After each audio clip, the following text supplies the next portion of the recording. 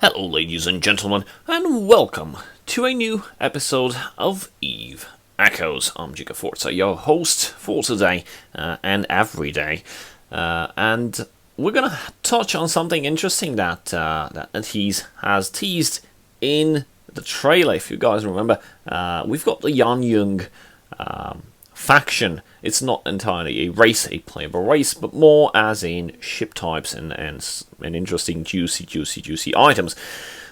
So today we're gonna take a look at something that NetEase sent us via an in-game email to collect and claim in the test. So this is the Xian-yue prototype. I hope I pronounced this correctly. I'm not entirely familiar with Chinese, but if you guys remember, they teased that they want to introduce this faction, the YanJung, and they have included let's say, some traditional Chinese elements into this faction, and what the ship names and ship types represent as a namesake, and probably cultural references all over the place, which is nice. It's interesting to see something new invested in the Eve universe. We know the YanJung has been a faction. Some of the oldest colonists in New Eden, but they have they're long gone in Eve. You can only find some references of them in some chronicles and some relics in space. But that's that. Apparently, in Eve Echoes, which is a parallel universe and dimension, they decided to come back, and God knows what will happen. Another interesting thing that I wanted to touch on is when you open the market, it says Eve Ether Wars Tech Demo. I'm gonna refrain from commenting on this. I have no idea what's it gonna be. I might look into it, but I think this is going to be the first Eve Echoes. When Eve Online launched, it was the first expansion. It was not actually the expansion, it was the first instance of Eve Online. It was called Eve... damn it, I forgot. This is unacceptable. Yeah. So it was not Eve Exodus, it was Eve something. Exodus was the second one. Please leave a comment below if you remember what was the first one. I forgot. Yeah, I deserve to be punished. Ether Wars will probably be the first instance of Eve Echoes. And we're going to take a look at the Xian-yue prototype, which they released. And here we are. We're just sitting at a nice sun here. A nice thing that I wanted to touch, the initial... let's see where the information pane... There's no longer... Oh, come on. Okay, the information panel. The information panel has a description. A mysterious faction has arrived in New Eden. They hold the belief that disasters and good fortune are often inextricably linked. They may even be more ancient than the Jovians. This mysterious ship brought their ancient dream here. As I mentioned, if you are already playing, check your email. You got the ship and you got some modules.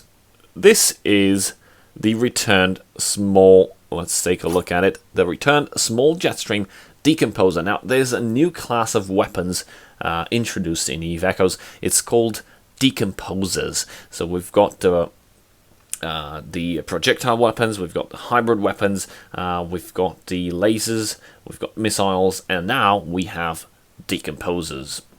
What the hell is decomposing? I'm going to decompose if I don't figure out this game properly soon.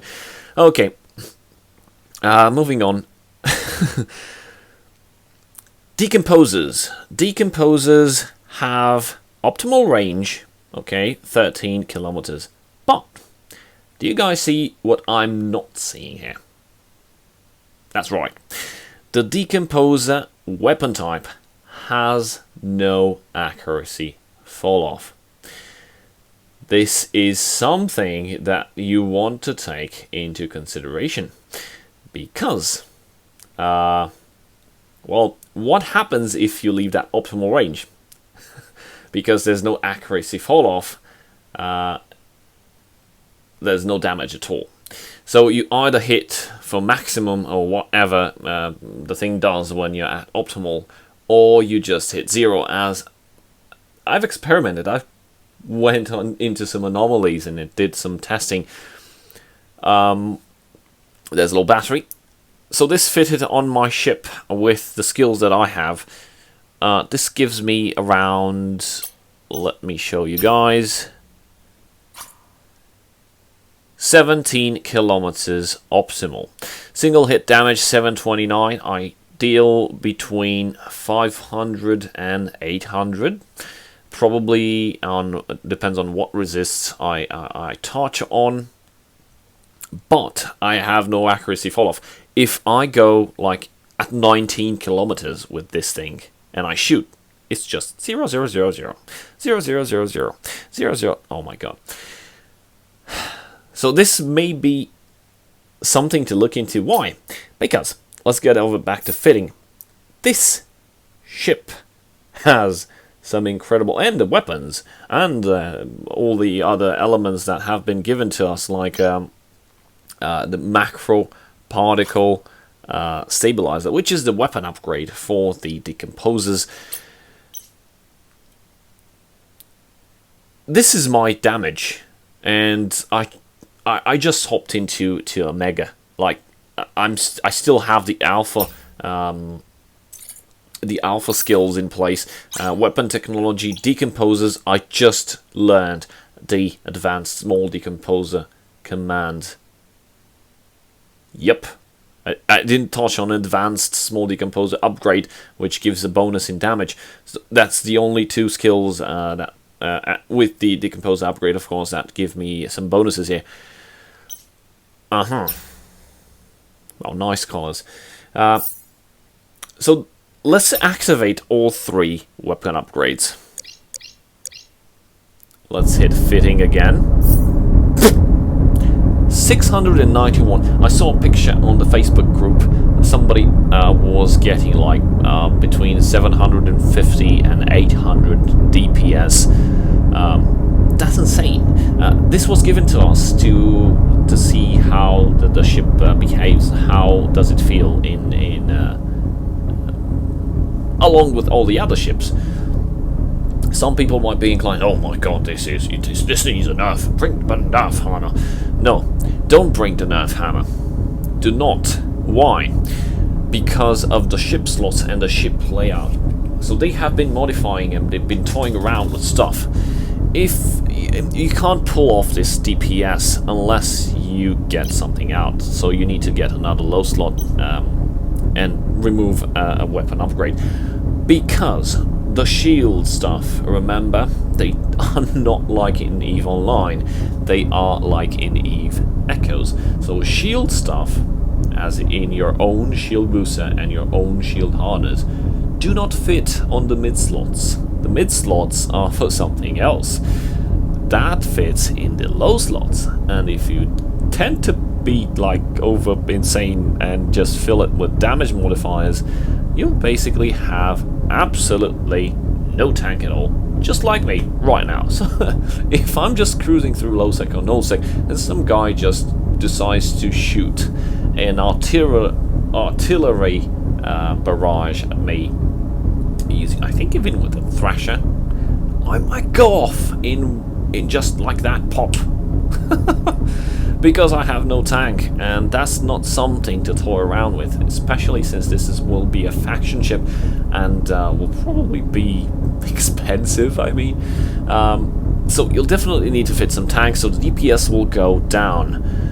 Yeah, I'm getting this DPS with rigs as well. Now, it's not OP. Let's head over to the defense. We've got just almost 3,000 shield hit points with just a little bit over 1,200 armor hit points. It can go pop. Trust me, it can go pop. Don't count on solo encounters with this baby. You just come in, oh, I can see this guy, blop, blop, blop, and I'm off. No, you're gonna go, oh, let's get this guy, blop, blop, blop. Oh my god, he's got a big tank, and for some reason I'm out of my optimals. See what I mean? This ship, the weapon that you can fit on this ship, the Decomposers, fires only when actually deals damage only when you're in a specific optimal range according to your skills. If you're off that optimal range, your damage is poop. Actually, not even there, not even poop. It's nothing. It's null. It's zero. Not zero, it's null. It's nothing. It's completely gone, and you'll just get butt fucked. That's the proper term for it. This might be a good ship for sniping, but I don't know. There's no ammo yet. I haven't discovered the ammo now. I can't figure out if you can increase that optimal. Again, it's a destroyer. The speed is not that great. Okay. The navigation, you can see. Oh, it's not here. What the hell? Maximum velocity. Okay, here it is. It was too big to see. Maximum velocity is 303 meters per second, and with the afterburner, we'll get to that in a moment. Navigation 534. There are frigates that are gonna pass by you like you're a snail on the highway, and there's just Ferraris from left and right. Yeah, it's exactly how you feel once those scepters catch on to you. And because this has no drones, and a small comparison to even line, in some ships you might that you wanted for like long range targeting and sniping, you might have some drone bay available, and you'd fit like 2 drones just to harass any tackler so you'd be able to escape. Well, guess what? Eve echoes, there's no such thing. Things are pretty much their own shit, meaning that they are specifically designed for some specific whatever you want to do in the game, and they're not mix and match. Like, you won't find drones like drone bays and stuff, so you're not being able to defend here. So that's a thing that you might want to take into consideration and keep in mind, because once you get caught in this crap, because it will be crap, no one let's not say no one will fly. There will be people flying it. There will be people losing a lot. They might be good in fleets because of the alpha damage. With some logistics, I think they can be kept alive. But I don't know. Well, I guess we'll just we'll see how stuff goes. But in solo, if you are running solo and you run into a gang of whatever, you're fucked. This is not the ship you want to be in. This is not a good PvP ship, in my opinion. This is something fancy that you might use in PvE. Again, NPCs also tend to come close, and they might web you sometimes, especially from advanced encounters. So you'll get webbed, meaning you won't be able to keep the distance, and your weapons will be poop. Now, in an NPC encounter, if you use this ship and you get webbed and scrammed, and the NPC interceptors, the elite frigate that has a point on you, disruption, a scramble, or whatever, is sitting near you, who the hell designed this? You are gonna die to enemy NPCs unless you I don't know, increase that optimal range, and you use a micro warp drive to fly all over the place and keep your distance high enough so you won't get scrammed and webbed by the NPCs. If you're doing this, because in the open beta I used to do advanced, actually very advanced missions, or almost into expert, with a Thrasher 2. It had an incredible damage output of around 400-500 DPS, with decent skills and with decent tank, because the best fit for that was to vampire capacitor from NPCs, because that's doable. NPCs never lose capacitors, somehow it's infinite, and you can siphon as much as you can consume, and you'll never run out of cap. You'll be cap stable with one booster, which tends to eat a lot of cap, and without the vampire you're basically gonna fry your capacitor in less than a minute. But it was a very dependable ship, plus an afterburner, speed tanking, shield boosting, and a lot of damage. You were able to deal with a lot of cruisers and battle cruisers and all the tacklers and the elite frigates and elite cruisers by yourself. A very reliable ship, even though Mmorpg has been considered by many to be a crappy line and have a crappy line of ships in Eve Echoes. I found the Thrasher 2 to be quite versatile and quite good, also in PvP. Now this compared to the Thrasher 2, this is poop. It's good in some situations, but just that. Any other exception, enemy is closer to you, you're fucked. Enemy is more is going away, actually kiting you, you're fucked. You run into a gank, you're fucked. You have no tank if you want to go with DPS. If you take out the DPS and have tank, you'll no longer have the DPS for those bursts to end the fight quickly. Please let me know what's your opinion on this. Please let me know, what do you think of the ship? I know it's shiny, I know it catches your eye, and I like it. I like the design, the sleek curve, it looks like a banana. I'm not sarcastic here, it's actually good. The lighting is good. It feels okay to be like something new added into the game. But come on, please make it better. Not actually better as in to be the best, because that would be compared to other faction destroyers. I don't know if there are such things. Are there any faction destroyers? I'm highly curious. I can't help myself. Let's get over to the I don't know, Blood Raider Covenant. And we've got the frigate, we've got the cruiser, and we've got the battleship. Yeah, and if I remember correctly, from all the ship trees in all the factions, how do you go back? Can you go back? There's no back button. Who does this? Oh my god.